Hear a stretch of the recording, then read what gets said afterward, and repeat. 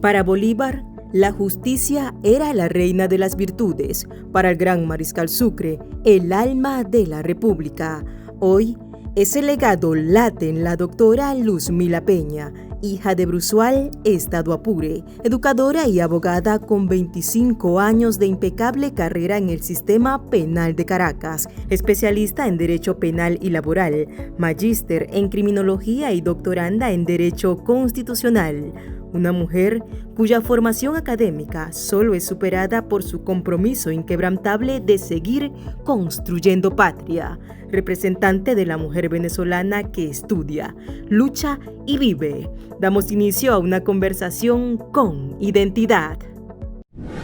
Querido pueblo de Venezuela, sean bienvenidos a este espacio de Bolívar y Sucre, Identidad Nacional, un espacio dedicado para ustedes, pueblo venezolano, donde vamos a conocer un poco de historia, pero también de nuestra gente, de esas mujeres venezolanas luchadoras, emprendedoras y, bueno, sobre todo también esas que llegan a ser jueces, como nuestra invitada del día de hoy. Se las presento, quien es la abogada Luzmila Josefina Peña Contreras. Ella es jueza jubilada de la Corte de Apelación del Sistema de Responsabilidad Penal del Adolescente del Área Metropolitana de Caracas, profesora y asesora universitaria, entre otras cosas. Bienvenida, doctora. Gracias. Bueno, de todo doy la gracia al canal TV Fan y al programa Sucre y Bolívar Internacional, concretamente a su productor, el coronel Sandalio. Gracias por la invitación. Hablábamos anteriormente que usted fue juez de la República Bolivariana de Venezuela y quisiera que le comentara a nuestro pueblo venezolano cómo puede llegar una persona allá en casa que desee llegar a obtener ese cargo. ¿Qué tiene que hacer? Bueno, yo voy a hablar desde mi experiencia. Yo estudié Derecho y concursé. Intervine, participé en un concurso de oposición, logré el concurso porque para ser juez hay que estudiar, no solamente ser abogado, sino estudiar muchísimo, muchísimo, porque una de las cosas que uno tiene en las manos a la hora de uno decidir, está jugando con el bien jurídico, uno de los bienes jurídicos más importantes, que es el bien jurídico de la libertad. Porque después de la vida, el bien jurídico más importante es la libertad. Entonces, para ser juez hay que estudiar, estudiar y estudiar. Para ser un buen juez. Esa es mi experiencia. En ese transitar, pues yo, además de abogado, soy profesora. Fui primero profesora, me gradué en el Pedagógico de Maracay. Después estudié en Valencia, viví en Maracay, trabajaba en Maracay como profesora y en las mañanas iba a Valencia, regresaba, venía y entonces comenzaba a trabajar a veces hasta de noche porque era directora del Liceo Codazzi de Maracay. Posteriormente que me graduó, sigo estudiando. Antes de graduarme, hice la primera especialidad, que fue la especialidad en Derecho Penal. Antes de darme el título, ya había culminado la parte de estudios, me faltaba solamente el título y me permitieron entrar a la especialidad. Posteriormente, ya como juez, hice la maestría que también la hice en Carabobo. Me recuerdo que cuando a uno le hacen una entrevista para ver si lo aceptan y lleva unas notas y una cuestión, y me entrevistó el doctor Rosell, que fue magistrado. El doctor Rosell me pregunta que por qué quieres hacer la maestría. Yo le digo, bueno, porque no solamente el conocimiento de los artículos y de la doctrina es necesaria para ser un buen juez, es necesario también estudiar las teorías. Entonces me dijo, ya quedaste, no te preocupes. Y entonces entré también allí a estudiar la maestría. Luego hice los estudios en la Católica de niños, niñas, adolescentes. Estaba en Maracay, porque estaba residenciada en Maracay, de Maracay me movilizaba, venía a Caracas, salía a las 3 de la tarde del tribunal, 2 veces a la semana, y venía a la Universidad Católica Andrés Bello, salía a las 11 de la noche. Así hice los estudios de niños, niñas y adolescentes. Entonces, posteriormente, comencé el doctorado en la Santa María, ya culminé la parte académica, estoy en proyecto de tesis de grado. Lo que quiero decirle con todo lo que le estoy comentando es que para ser juez hay que estudiar mucho, estudiar mucho y además el juez no solamente estudia, sino que también debe tener cierta característica de la personalidad, debe ser honesto, debe estar enamorado de la carrera, debe ser una persona humana, un ser humano sensible, quiere decir con esto, que sepa, que entienda que está tratando con seres humanos y sobre todo en el caso particular, pues en el caso mío, con niños, con adolescentes. Y en este caso, bueno, para mí es muy importante la familia en este tema. Ajá, La familia creo que es un pilar fundamental para formar mujeres así como usted. ajá, Y bueno, gracias. quisiera que le comentara también a Venezuela sus inicios, sus primeros pasos de niña y esa formación de hogar, cómo llega y cómo usted decide pues elegir esa carrera. Bueno, yo de niña, bueno, en principio, yo vengo de una familia humilde, yo amo mi monte, yo vengo de un monte, yo vengo de un pueblo que se llama Bruzual, que está a las orillas del río Apure. Como decía al principio, cuando estudiaba no había más nada, sino solamente la escuela. Y en la escuela, cuando se presentaba algún conflicto, yo trataba siempre de mediar. Siempre quise ser abogada, siempre, y amo mi carrera. Lo tenía en las venas. Sí, sí, definitivamente, y amo mi carrera, pero bueno, las circunstancias no me permitieron en principio ser abogado, sino primero fui profesora. Entonces, desde niña fue eso, querer mediar siempre y no sabía cómo se llamaba eso. Y ahora, bueno, resolución de conflictos, una forma de resolver conflictos en forma amigable, ¿ve? Posteriormente con los estudios, pues yo me enteré, lo que yo hacía cuando estaba pequeña es lo que se llama resolución de conflictos, ¿no? De ahí viene, ya yo tenía en la sangre y en mi alma que yo quería ser lo que soy ahora. Y ese camino trajo tropiezos, retos. Muchos, yo creo que el ser humano se forma y se cultiva a través de todos los retos que le presenta la vida, porque para todos las cosas no son fáciles. Particularmente cuando yo me voy a Guanar tenía 12 años, una muchachita, ¿no? Me voy a casa de un familiar. Posteriormente no podía allí estar porque, bueno, éramos un tío de mi edad y yo. Entonces él conoció a un amigo del colegio y le contó que no estamos bien, que no estábamos bien. Y nos mudamos a casa de una señora que es mi familia. Cuando dice colegio, ¿qué edad tenía? Tenía 12, 13 años, más o menos, porque yo estaba en primer año. Nos fuimos a casa de esa familia nos acogió con mucho amor, como repito, es mi familia que no es consanguínea, pero a veces las personas que son más familias por conocimiento, por amistad, por amor, que a veces por consanguinidad lamentablemente pasa eso, porque a veces se van de la familia y uno los vuelve a ver. Es decir, que usted a los 13 años salió de su casa A los 3 años salí de mi casa para un y lugar para un lugar desconocido, desconocido y no con regresé. personas Con desconocidas. personas desconocidas y no regresé. Posteriormente, bueno, ahí estudié hasta cuarto año viviendo en esa casa. La señora maravillosa, la gente muy buena. Y entonces, después fue cuando me vine a Maracay a terminar el quinto año. Después cuando comienzo a estudiar, termino quinto año y me voy al pedagógico. En el pedagógico empiezo, al tercer semestre me dan unas horas de clase en Villa de Cura. O sea que definitivamente yo vivía en Maracay, pero me trasladaba que sea Maracay, a Caracas, a Valencia. Me voy al Villa de Cura, ya estaba casada, estaba embarazada y yo viajaba de Maracay a mi clase en las tardes, ¿no? Ujú. Y después que me gradué, no estaba graduada todavía de pedagoga. Y bueno, nada, cuando ya me iba a graduar o cuando ya iba a tener la bebé más bien, pedí el cambio y me lo dieron. Y después me gradué de pedagoga. Posteriormente es cuando incursiono en la búsqueda de otra carrera que fue la que yo realmente quería, que era el derecho. Y lo consiguió. Fue muy fuerte porque yo tenía niños, la tenía ella, después tuve otro bebé estudiando, que es mi otro hijo, y yo esperaba que se durmieran para yo estudiar, pues, porque no me quedaba de otra, trabajaba en la mañana, iba a la universidad en la mañana, trabajaba en la tarde y en la noche estaba con ellos. Se dormían, hacía mi jarra de café y esperaba ver el sol si era necesario, porque la universidad era muy exigente, pero yo amaba eso, pues yo lo amo y eso para mí no era. Y era joven y podía pedirle a mi cuerpo todo eso, ¿no?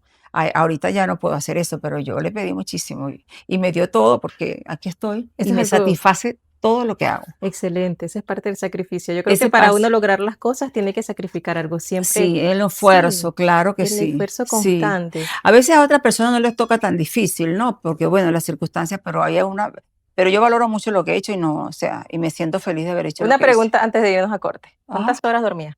Bueno, en esa época casi no dormía. ¿Cuántas horas? No, no sé, porque la universidad era mira, Carabobo era, no sé ahora cómo es, pero es una universidad muy, muy exigente, profesores muy estrictos. Es más, muchos profesores de la Carabobo después fueron magistrados. A mí me dio clase Pedro Rondón Haas, me dio clase el doctor que te dije ahorita de la maestría, bueno, una cantidad de profesores. Hay otro también, Mostafa, que también estuvo en el Tribunal Supremo de Justicia aquí.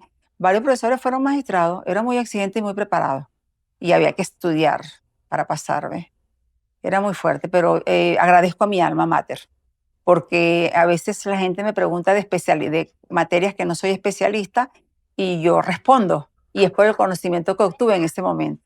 Por eso yo agradezco mi...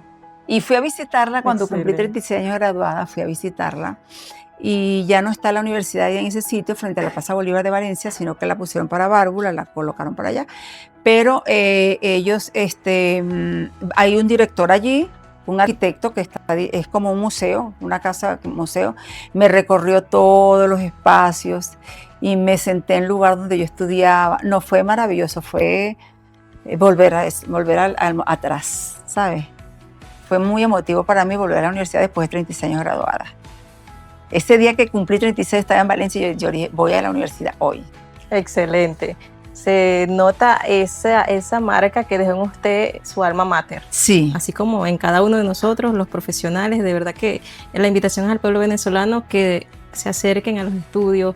Estudiar es bonito, es aprender, es prepararse constantemente. Y bueno, nosotros a través de este programa queremos pues concientizarle a usted que sí se puede llegar a ser juez, que sí se puede en este país maravilloso, Venezuela, el país de las maravillas, dicen. Sí. Así es, entonces creo que nosotros podemos lograr nuestros sueños y no se aparte que ya volvemos con más de Bolívar y Sucre, Identidad Nacional, conociendo a la doctora Luzmila Peña. Gracias. Baby, calm down, calm down. Yo, this your body, it puts in my heart for lockdown, oh lockdown.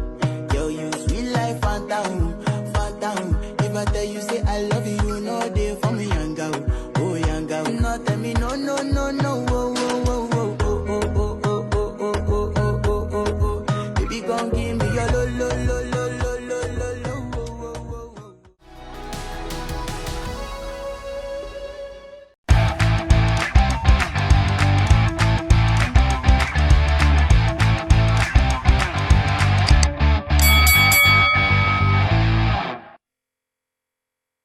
Un hito, pues, en la historia de que se comenzó la controversia, que ellos se posicionaron de eso, no se había hecho eso. Y hacer una constitución es un paso bien importante.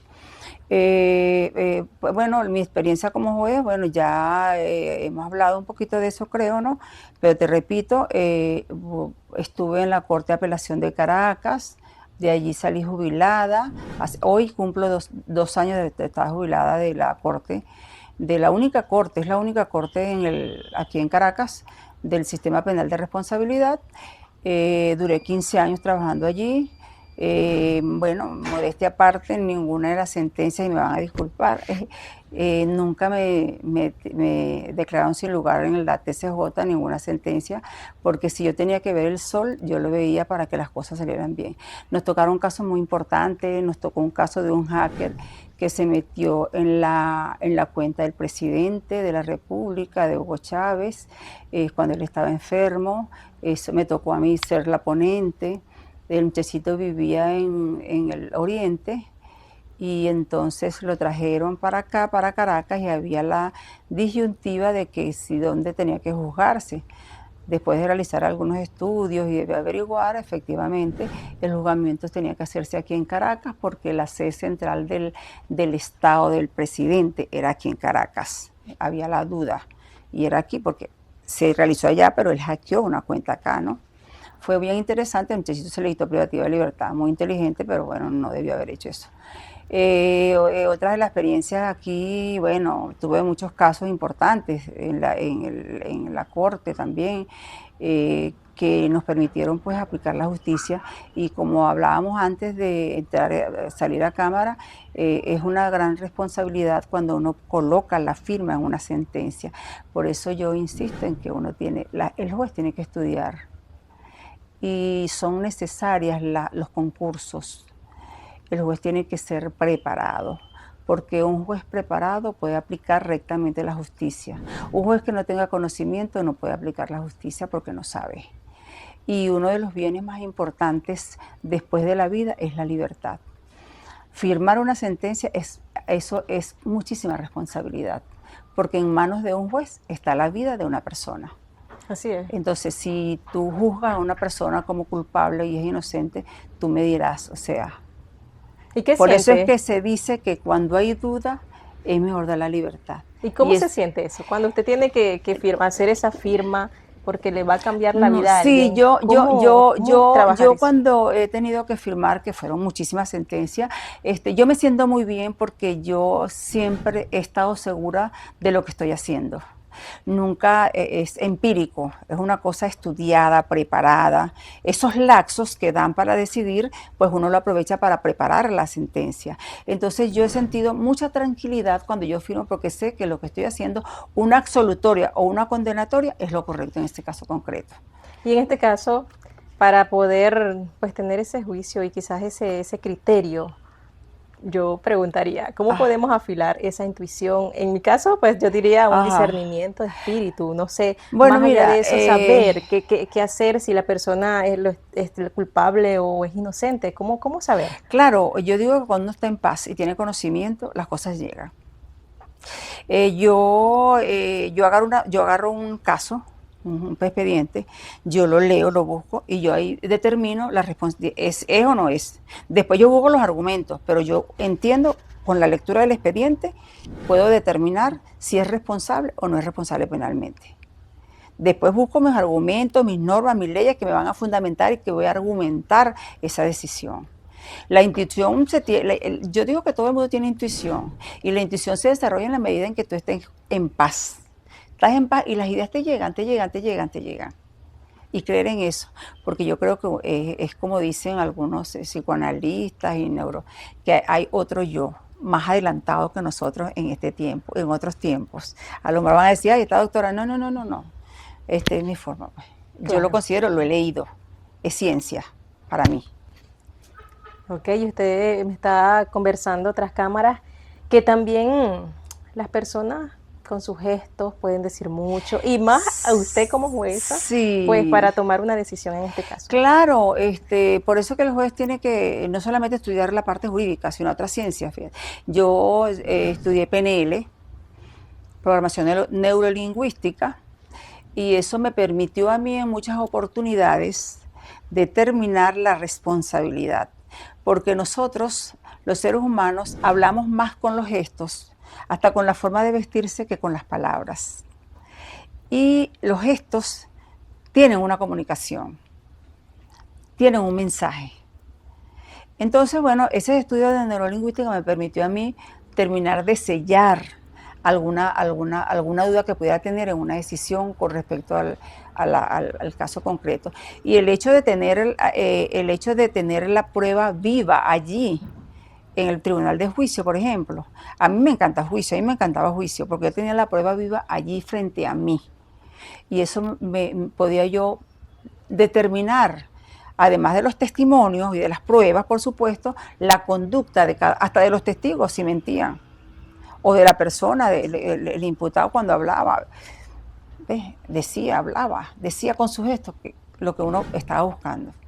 Ya después, entonces, con los testimonios, con las pruebas, ya uno adminiculaba y sacaba una decisión concreta de responsabilidad, o sea, sancionatoria o exculpatoria.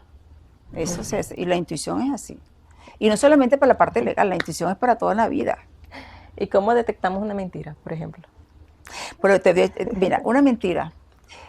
Cuando la gente en PNL, si ves a un lado, estás recordando. Y si ves al otro, cuando estás hablando, estás mintiendo. ¿Lo hacen inconscientemente? Inconscientemente. Acuérdate, bueno, yo estoy hablando aquí, el inconsciente, si tú no manejas tu inconsciente y no estás en el presente, el inconsciente te maneja y te lleva. Entonces hay que estar muy despierto y estar en el presente, en el actual, en este momento, en el momento que estés. En la medida que tú vives en el presente, no te controla el inconsciente. Y el inconsciente el ego, la gente, mira, el ego lo maneja. El ego maneja a las personas. Hay mucha gente que no tiene conciencia de lo que está pasando. Y fácilmente, mira, yo no sé si quieres que te hable algo Sí, algún ejemplo que haya tenido allí, me estaba comentando un caso de una chica. Bueno, mira, yo tuve un caso en Maracay sobre una muchacha que envenenó a la profesora. Le llevó un café con matarrata, ¿no? La profesora era profesora de química y ella se dio cuenta por la sintomatología que manifestaba, y pidió que la llevaran porque estaba envenenada, y la llevaron. La señora sufrió muchísimo, estuvo en terapia intensiva, bueno, al final se hizo el juicio. No fue tan fácil, se sospechaba mucho de la persona, de la muchacha, pero no había certeza, ¿no? Y bueno, después unos testimonios y eso sí, llegó un testigo. Y cuando el testigo, ella estaba muy con su coraza de mentira, así muy segura, una aparente seguridad. Y entonces llega el testigo y es coincidente con unas cosas que nosotros teníamos ahí, otras pruebas. Y cuando el testigo habló con detalle de eso, ella agachó la cabeza. Y yo desde mi estrado dije, ella es. Ahora vamos a ver qué más debo hacer para sancionarla, pero es ella. Ella bajó la cabeza, hizo así, o sea, habló con el cuerpo. Entonces, bueno, nada, efectivamente hubo otras pruebas y se determinó que sí, efectivamente fue ella la que llevó la que le puso en el café el veneno a la profesora. Y fue sancionada. Y el último día cuando iba a sentar la sentencia, pero fíjate que ella no era tan tonta tampoco. Ella se fue vestida de blanco, de pureza, y yo me di cuenta que, o sea, ella estaba ya sancionada prácticamente, lo que faltaba era leer la sentencia, pero ya yo sabía, ya yo tenía mi cuestión ya bien hecha. Y bueno, nada. Entonces el abogado fue al tribunal y me dijo, ay doctora, no puedo llevar la apelación porque no me dio oportunidad ni me dejó un huequito para apelar. Bueno, y se sancionó. Claro, y lo que usted estaba diciendo, que hasta Sucre identidad nacional.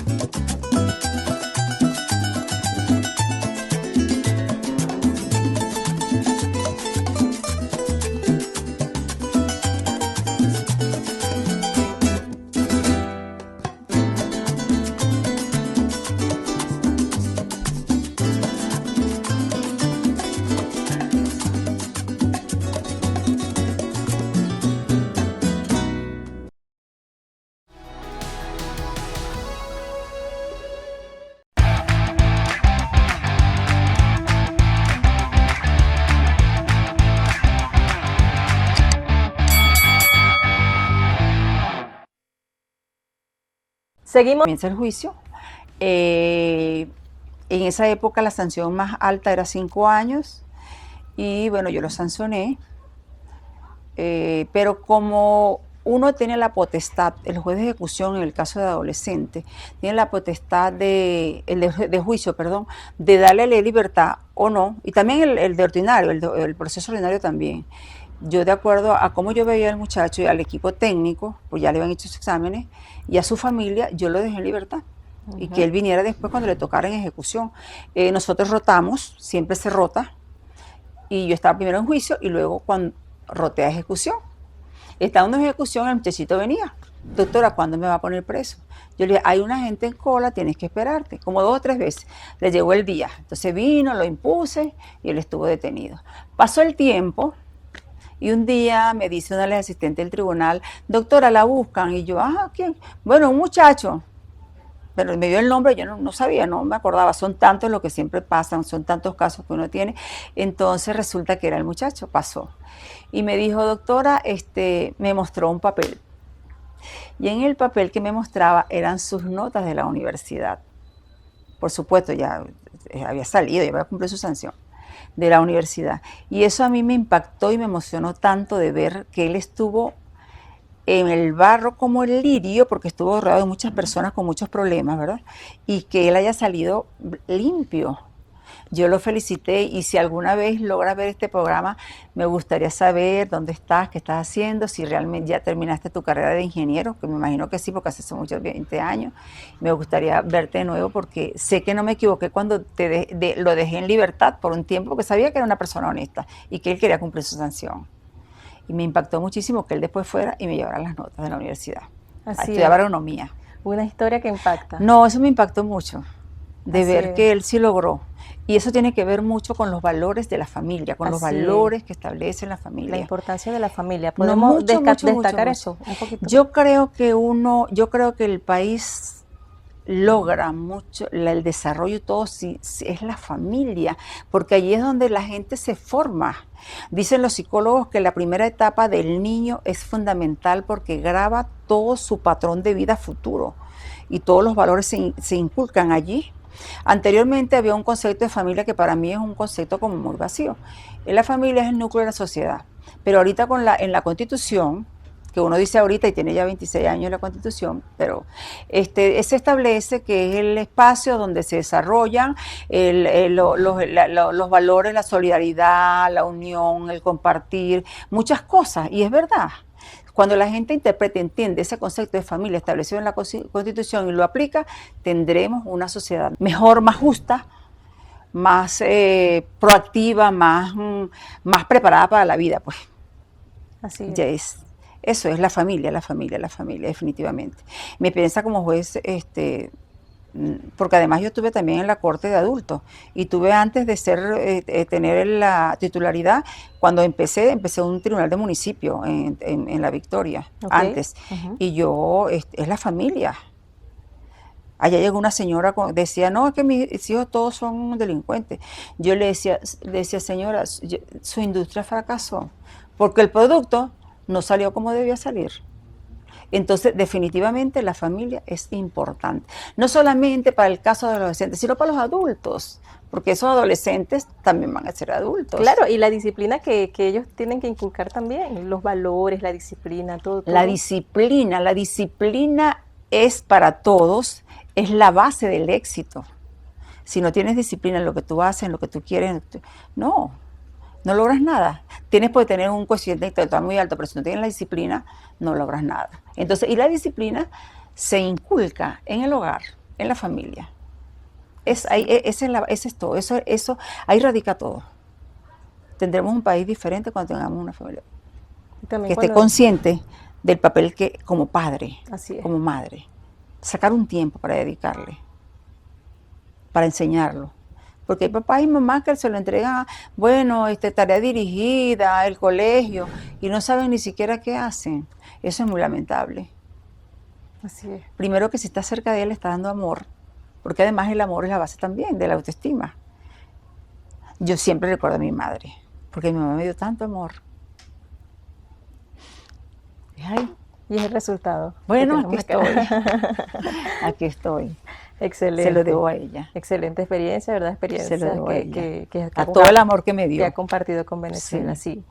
Bueno, así yo le recomiendo a todas las madres que saquen un poquito de tiempo y le den todo el amor a sus hijos. Le enseñen la disciplina, se sienten un ratito aunque se enseñarlo a algo, que ellos sientan que están protegidos. Ahí radica todo. Y no solamente, como te decía antes, para niños y adolescentes, sino hasta para adultos. Así es.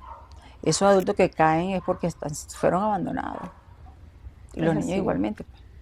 Es así, pero ver esa historia como ese muchacho que sí se logra salir del barro, como usted dice, florecer allí, sí se puede. Todo está en nosotros. Creo que la determinación y la decisión, porque usted es una mujer de decisión y creo que cada uno también puede tomar su decisión de reivindicarse, de verdad, de florecer allí. Claro. No ver tanto las circunstancias ni lo que tenemos a nuestro alrededor, sino que tener una determinación en lo que queremos lograr. Formar al adolescente, formar al niño. Formar al niño para tener un buen ciudadano para la sociedad. Así es, y en este caso los que se quieran formar como jueces también. Claro, estudiar, el abogado que se gradúe y tenga aspiraciones para juez, haga posgrado, estudie, siempre. Yo tengo estudios y tengo tiempo que no hago ningún, hice un curso de inteligencia artificial, sí, también, porque también eso hay que... A eso vamos. Ok, pero yo leo mucho. A mí me gusta leer, yo leo sentencias, me actualizo, estoy leyendo siempre, porque al igual que la evolución de la vida y la evolución del planeta y la evolución, las leyes también evolucionan y cambian. Y esa persona que se quedó en 10 años, que se graduó hace 10 años, no se puede quedar con ese conocimiento, ¿o sí? No, porque como yo te estoy diciendo, todo evoluciona, no te puedes quedar, no, si tengo el título tal y tal y tal y tal, y lo hice hasta hace 20 años, no tienes que seguir estudiando. Las sentencias del Tribunal Supremo de Justicia están saliendo todos los días y hay precedentes constitucionales que tú tienes que aplicar. O sea, tú tienes que ponerte al día en todo porque si no te quedas. Y en base a su experiencia en la actualidad, Ajá. ¿qué recomienda usted que estudien? Esas personas o esa muchacha, esa juventud que está iniciando su carrera, ¿qué les aconsejaría a usted? ¿Algunas materias en específico, algo extracurricular que pudiesen hacer para prepararse, para fortalecer? Bueno, mira, en materia específica no, porque va a depender de la inclinación que tenga, porque hay por lo menos civil, laboral, penal, depende de la que tenga, tiene que pasarlas todas para empezar gracias a y después pase un poco de lo que a ella más le guste. Extracurricularmente, mira, a mí me gusta mi PNL, me gusta eso que tú hablaste de la intuición. Esa es la experiencia, esa es la máxima de experiencia que da la vida. Me gusta leer de todo, sobre la personalidad, sobre la mente. Sobre psicología. Lo de psicología. Yo le digo a veces a la mente que la mente como que es la loca de la casa. Entonces tú tienes que controlar, como controlas el inconsciente. Ya volvemos con más.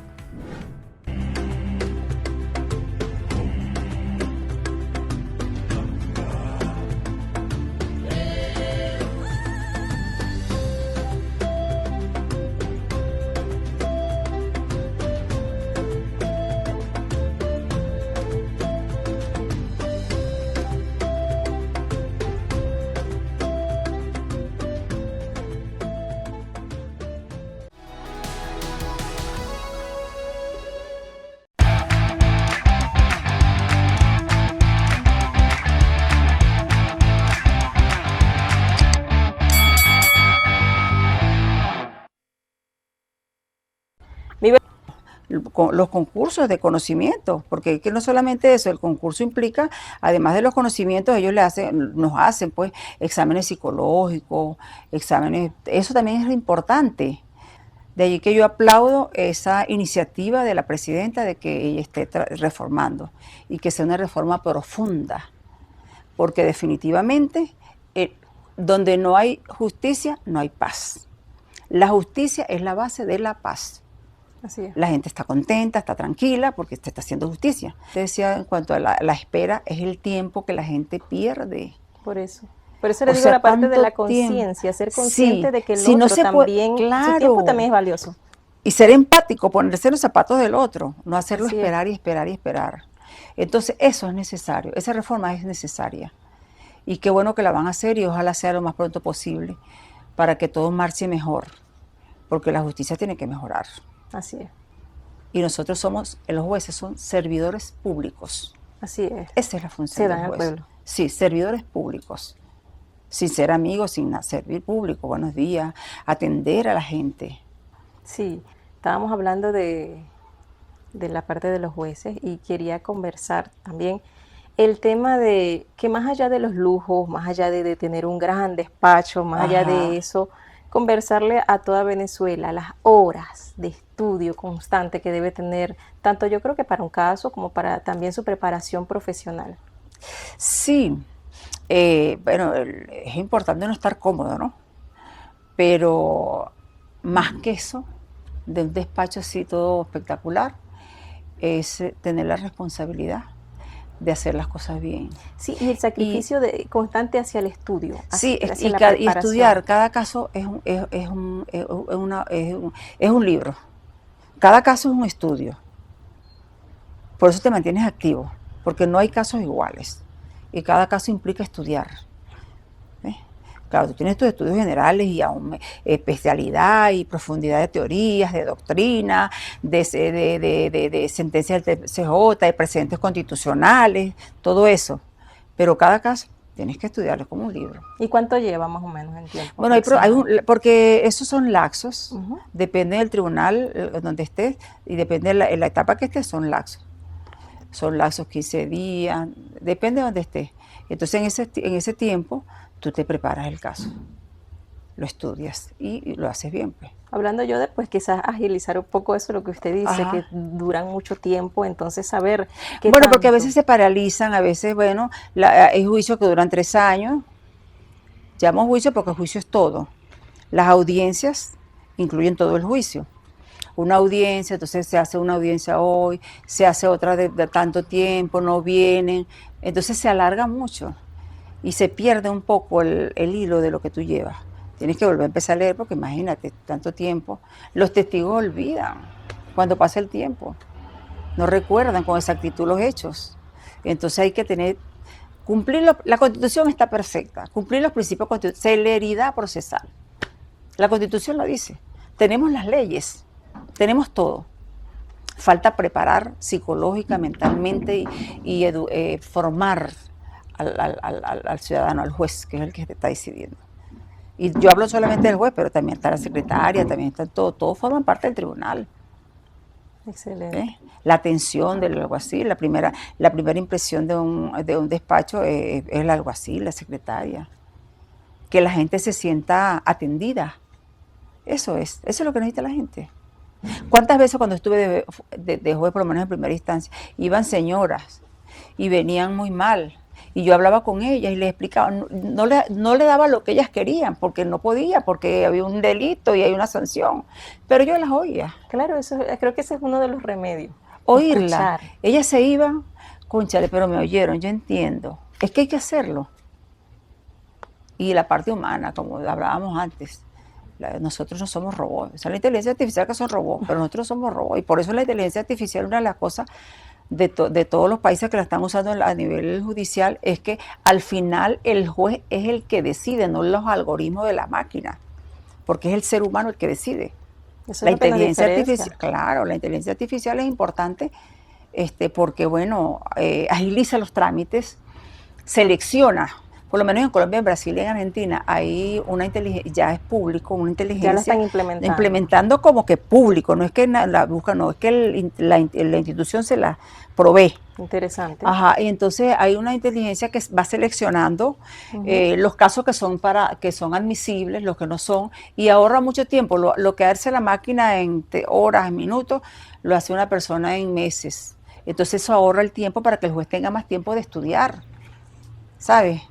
No, eso es maravilloso. Una herramienta que nosotros no podemos obviar porque ya llegó y está este tiempo aquí. No podemos quedarnos atrás. Ya los países de América Latina hace tiempo están manejando eso. Claro, la inteligencia también, no es que te vas a meter en alguna parte y vas a preguntar algo. La inteligencia tiene que estar alimentada con las normas de cada sitio. Yo no voy a preguntar algo que esté en otra inteligencia, que me diga una cosa que no es, o una sentencia que no existe, o una ley que tampoco existe. Tiene que ser sentencias que estén alimentadas, el algoritmo lo alimenta con sentencias por lo menos locales, ¿sabes? Que te puedan ayudar. Y decir cuando sentencia que tomaste de la inteligencia tal y tal cosa, ser honesto en eso. No, eso es muy interesante. Y ahora quisiera que nos conversara cómo puede llegar un abogado a tener autonomía. Bueno, la autonomía es que la debe tener el juez. La autonomía es poder decidir con los conocimientos, con las leyes y con lo que tienes ahí. Esa es la autonomía. Y eso es divino tenerla. Porque tú decides por lo que tú estás estudiando, por lo que tú estás viendo, por lo que tú sabes. Las minutas tienen que determinar, y los abogados que están viendo el programa saben que son minutas. Eso tiene que terminarse, el juez tiene que ser autónomo. ¿Ves? Por eso es que es necesaria la titularidad, autonomía. Esto es así porque yo lo veo así. Eso sí, un buen argumento jurídico. Eso es necesario. Doctora, y ahora para enfatizar, ya cerrando este programa, quisiera que nos conversara cómo hacer para que el corazoncito y quizás los prejuicios no traicionen la razón al momento de dictar un juicio? Bueno, eso tiene mucho que ver con la personalidad. Por eso que también al juez le hacen examen psicológico, psiquiátrico, porque está el corazón, pero primero está la razón. ¿Y cómo influye el estudio constante para que eso no afecte? Bueno, es que si tú conoces y sabes tu materia, eso no te va a afectar, porque el corazón no puede, las emociones no pueden afectar la decisión. La decisión tiene que estar en base a normas y a la razón y al argumento jurídico que tú le des de acuerdo a tus conocimientos, independientemente de que tú tengas un corazón que, pero es que tienes que sancionar. Y a las evidencias. Y las evidencias, las pruebas, o tienes que sancionar, o tienes que absolver. Tienes que hacer, no hay nada, no hay nada. Sin miedo. Por eso la autonomía. Porque la autonomía te quita el miedo, o sea, tú haces lo que es porque es así. Hablamos de la parte de la justicia, tiene que ser igual para todos. Claro, eso es. Ahora, un mensaje final para Venezuela, ya cerrando este programa. Bueno, mi mensaje final para Venezuela es que sean optimistas, las cosas están mejorando, van a mejorar. Una próxima oportunidad.